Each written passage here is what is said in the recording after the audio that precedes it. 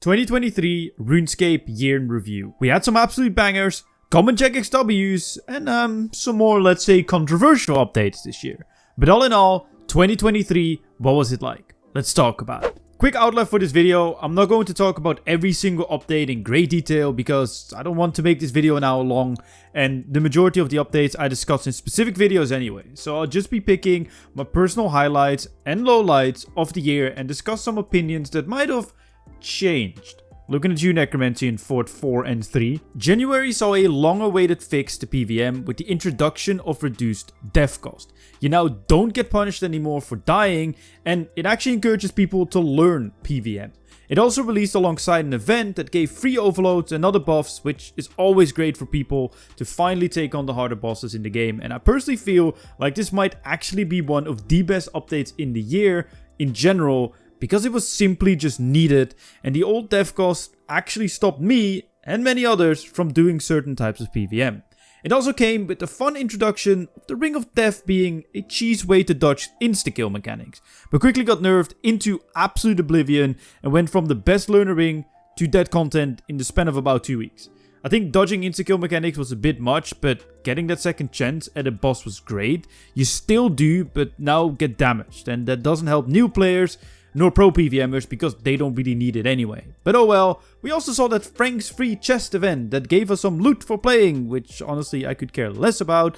I get the idea, but I don't know, it just kind of feels a little bit tacky to me. February saw the introduction to the fort with the new Foundations quest and the first 4 buildings: the workshop, town hall, chapel and command center. Honestly, at first I was a huge fan of this update, the War's Retreat for skillers, but throughout the year I started to realize that this is just a new location to do the exact same skilling methods all over again. Barely any new methods were introduced, bar the actual building of the fort, and it just kind of felt like a missed opportunity to me, where they could have easily used the chapel, for example, to give you the prayer outfit by getting points for using the correct bones or ashes on the altar, depending on what the NPC tells you. But no, it's just a new location to do the exact same method again, and I'm just not a fan of that kind of stuff. I'm going to not comment on lore too much in this video because, quite frankly, I can't physically read it. But it's nice that we get a new area that actually has a story behind it, instead of just a new location with the, hey, here's a new skilling hub with some buffs. Good luck, have fun guys, type of message. So I guess that is great. And what was great as well, but now is tainted forever, was Yak Track. Yeah, the final one. And I don't think battle passes in general are updates, but we all know what happened later on in the year, don't we? And looking back at it, we didn't realize it yet. Yak Track mainly got received as a we don't really care but sure type of update, and yeah, battle pass stuff, haha, fun. We'll talk about it, don't worry. Anyway, it saw the month end with a Ninja Strike, which I think introduced one of the most underrated updates of the year. I mean, it is appreciated, but I don't think people talk about it as much as a big update. It was the aura quality of life, where they don't deplete on logout anymore, making it so that, one, you can actually take a break and you don't have to do an hour of PVM, and you can just log out and then log in again when you want to do it again. Or you can even cheese your auras and kind of get 2 hours for the price of 1 by just activating your aura before you log out, and then as soon as you log in, you PVM, and then when it depletes, you can activate it again at no cost at all. March was a personal highlight for myself, actually one of many this year, where I saw myself get nominated for Best New Content Creator and Best New Streamer. In all seriousness, of course, Waydot rightfully won it because his content is amazing. He grew so much in such a small time, which is just impressive in this category, and I just absolutely love the guy. So go check him out if you haven't done so already. Even though he doesn't make RuneScape content anymore, he makes overall MMORPG videos, but they're even better than his RuneScape content. So check him out in the link in the description down below. But in all seriousness though, it is insane that I even got nominated, and I just want to thank you guys, literally from the bottom of my heart. That was incredible, and that was just the first of many amazing things in this year that happened because of you. Anyway, enough soppy stuff, back to critically rating Gem Giggle on a scale that doesn't really exist, and I'm not even using because I'm not handing out grades. But anyway, March also saw the second quest, the Forinthry quest line with Murder on the Border, which I guess is just 2023's version of Murder Mystery, but new. and I think it's a perfect example of a RuneScape quest in my opinion. Very simple, very straightforward, and you know, a little bit of humor here and there. It came with some controversy, however. I mean, what in RuneScape doesn't? Because of fucking pronouns! To those people, I just want to say one thing. So what? It makes a group of people very happy, and it doesn't change jack for you. So pipe down and just move on with your life and start clicking the pixels again in your video game and stop typing on Reddit. March also saw the introduction of some graphical updates by the wonderful Mod Black Witch and of course the entire environment team, and they slayed it throughout this year with all these updates, and RuneScape is slowly but surely starting to feel like a more consistent game graphically, and the team is just doing a fantastic job with it. So thank you all for the amazing work you guys do, and I can't wait to see what you guys be cooking up for next year. April saw the return of the Spring Festival, which is the Spring Festival, copy pasta yearly event. I don't mind them, to be honest, but comparing them to the current Christmas event is really bleak, and hopefully the Christmas event will be the blueprint for future events, but we'll get on to that once we're in December. Oh, and Frank's Free Chess Return 2. The second one. Yeah, I don't know what to make of these, man. Free stuff for no input, always nice. I don't know, it's literally whatever. The Raptor coming into the game as a non-event character did have people talking, however, but not yet about what we would speak about later on during the year. But more about it being a new Slayer Master with a mechanic that drops bone shards that gives some extra experience for handing them in, which is cool, I guess.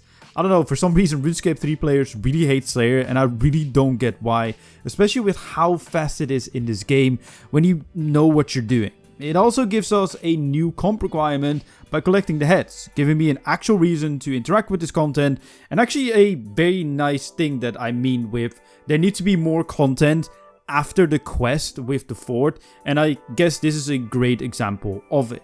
Speaking of the comp cape, this also saw the first discussion surrounding some changes to it, and it gave us an in-game poll. Yes, you heard it right, an in-game poll about which requirements should and shouldn't be on the cape.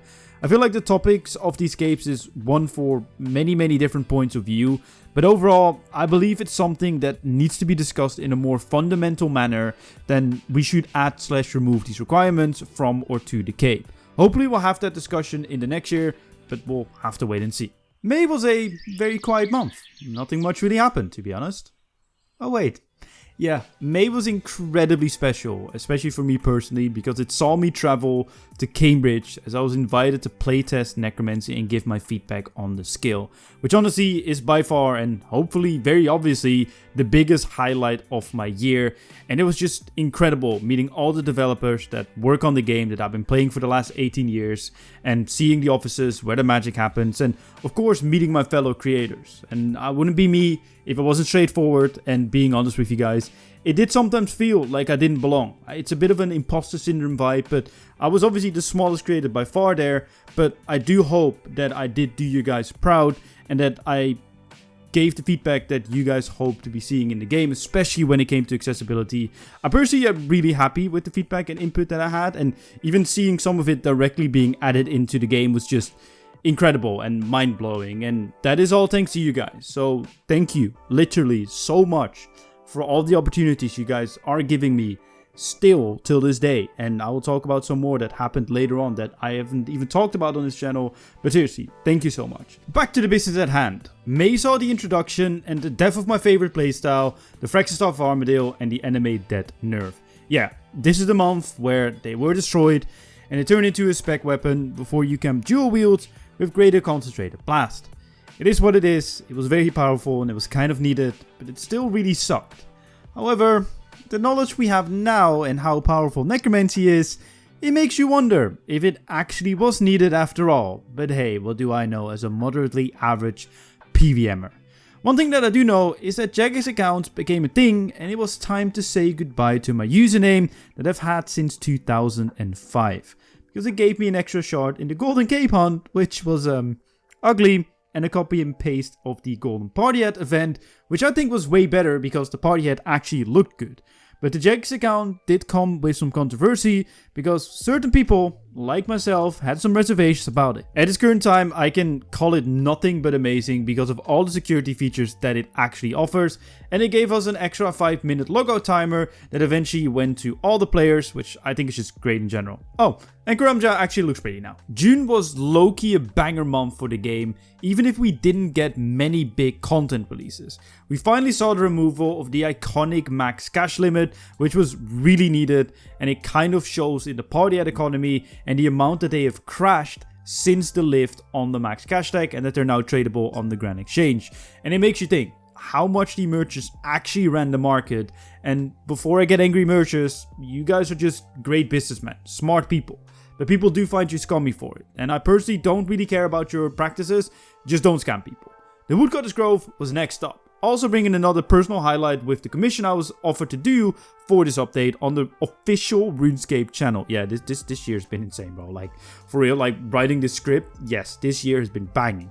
But it actually is my favorite piece of Fort content because it wasn't just a new location for the same activities. Well, it was, but it did offer the Mkando hatchet, giving a reason to interact with the new content besides just building the building to obtain a new best in slot item, and the fort just needed more of that in my opinion.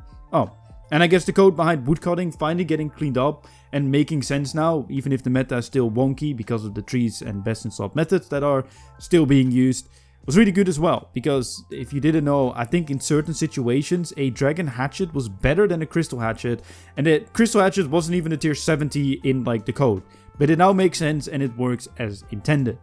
And something that was really much intended and is really good is a community hit list. And it became a thing. It was the first one that was introduced in June, and it's looking like a staple for the game, which is very good in my opinion, to have direct updates that the players have asked for.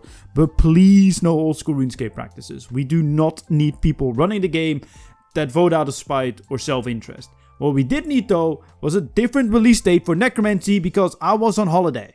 Well, I mean, it's good that it came out so quickly, but I would have loved to be there on day one. But hey-oh, they can't change it just for me. Now, July was actually a quiet month, whilst the team prepared for the release of Necromancy, with some patch notes here and there, and a quest called Dead and Buried, which went over like a blip. Oh wait, it didn't, because people were upset that the raptor was a woman. Yeah, anyway, we got a fletching hut, which fixed the issues that there was with the Dino Eras creation being too long, especially for Iron Man, and not getting enough of it. But not really, and it was actually fixed with the update it needed, the increase in gather rate from the Dino activity later on in the year, pretty much making it completely useless at the fort. I mean, in combination, I guess it's good, but that fix that we got later on in the year was the fix that we needed at the time. So it's just a new portable location. But hey, it's almost the last building of the fort, so I don't have to repeat myself, but let's get on to Necromancy. August saw the release of RuneScape's 29th skill, Necromancy, which was the first combat style introduced since pretty much the inception of the game. And the skill was quite controversial, with it being the best in slot combat style by a country mile, and pretty much devaluing everything that wasn't Necromancy due to the 30k hit cap versus the regular 12k hit cap that all the other styles have. But besides that, honestly, I wasn't too excited for it personally. I was excited for a new skill, but my biggest fear of it feeling like a new way to pretty much do the same content again, which kind of is a theme throughout this year, but now just a new way to kill mobs again, kind of came true. Having playtested Necromancy twice at this point, and knowing that rituals become stale quite quickly, I was hoping that the combat would feel fresh enough to make it feel like a new skill. But in my opinion, it kind of missed the mark, for me personally. But it was a huge success on leading people into PvM and giving the casual players a more easy pathway to actually learning a lot of these bosses, because Necromancy was so strong but also tanky at the same time, and I think that really speaks for Necromancy, and that's why I do like it from that point of view. But to me, the most important thing regarding Necromancy is what are Jagex going to be doing next when it comes to balancing and future boss releases. Obviously, we're getting the hit cap increase with the combat beta, but the future bosses should be properly balanced around the power creep that is currently present in RuneScape 3. But we'll just have to wait and see on that. Just like the combat XP rebalance, killing off the ED3 meta that was ruining the game for too long in my opinion, which was a good thing, but at the same time, it would have added more variety, which it kind of did, because obviously ED3 was a one-stop shop for or your combo training as soon as you could pretty much attack something. But it was replaced by an AFK method with Abyssal Beast when it comes to combat versus an active training method when it comes to ED3. I mean, it's still very brain dead, but it's still semi-AFK versus completely AFK. And yeah, that is also something that I'm kind of afraid of with RuneScape. Everything is becoming very, very AFK and less effort is pretty much rewarded at this point. So is it truly better? I don't know. In September, however, we were getting another major update, which if you call something a major update after a huge skill release, it has to be good. Oh wait, it was Hero Pass. Suspected to be Yak Track 2.0, but honestly, to me, that would be disrespectful to Yak Track. Because Hero Pass was Yak Track with gameplay buffs that was obtainable through MTX. So much has already been said about it, so all I'd say now is that I'm glad Jagex listened and removed it, and that if, and honestly, when they introduce a new Battle Pass system, they will work with the community to make it something that is fun and engaging without any scummy business practices. You'd almost forget that September also saw the first nerf to Necromancy and buff to Racial, with the changes on how buffs work in general in the game. Look, I'm not good enough at the game to explain to you exactly what it means, but pretty much certain buffs stacked, and they don't anymore, making Racial a bit less of a DPS dummy. Oh, and Tox event, always good. Permanent lock of the dwarves, unlimited auras and free overloads for the event's running time. Always fun and good to see. October might actually be the worst month for updates, to me at least, because it kind of unveiled a lot of issues that I have with the game, and just generally it felt like RuneScape was going into a wrong direction for me personally. First of all, the Death Skulls nerf, which was needed because it was actually broken and very much overpowered. But it yet again made the Necromancy only boss even harder and quite frankly unplayable if you are used to the verse version of it. I tried it after the nerf and it just feels terrible to me, and even more like a blue blobber eating simulator than a boss fight, and makes me wonder if they thought about that boss at all when nerfing things. But overall it was a good nerf, it just kind of sucked for Racial. Ancient Awakening and the Herblore Hut just showed me what is wrong with RuneScape at the moment. The quest itself is fine, but just feels like half of it was missing, which was the Battle of Forinthry that released the next month. And the Herblore Hut just made the skill even more AFK, and yet again a new location to do the same content, which I'm worried about moving forward, especially all the AFK stuff being introduced. I want to play the game and not have it to be some sort of idle game. It should be there, AFK methods, and they should be really good, but they should definitely not be the best installed training methods. And the Halloween event that followed just felt terrible after everything that happened with the Hero Pass.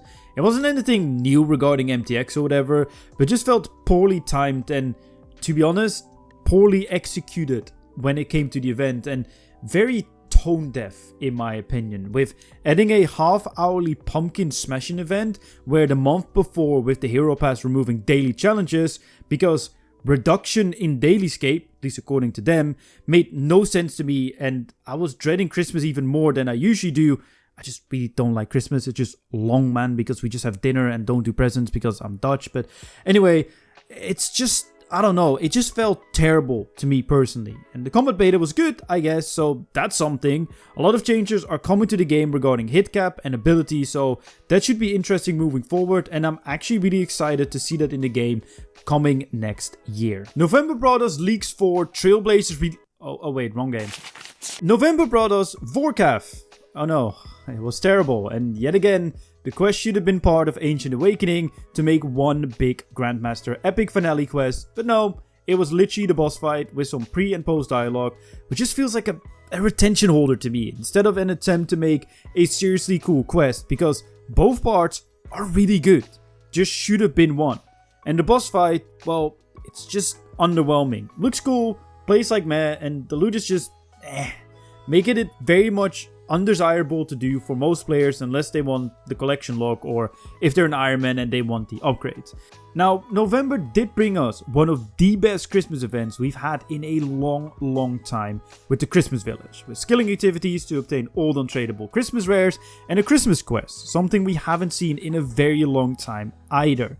Oh, and a black party hat that is non-MTX and extremely rare, and a purple Santa hat that's connecting to wrapping paper, which is okay I guess, because hey, Jagex has to still make money at the end of the day, but overall, the Christmas Village should be the blueprint for any event moving forward. December started off with my addiction to the game returning because of the introduction of particles being able to change color on a cape that I not yet own, aka the Master Max cape variant receiving the ability to have its particles change to any of the skill cape colors, and something that I need in my life and am now working for like a fiend.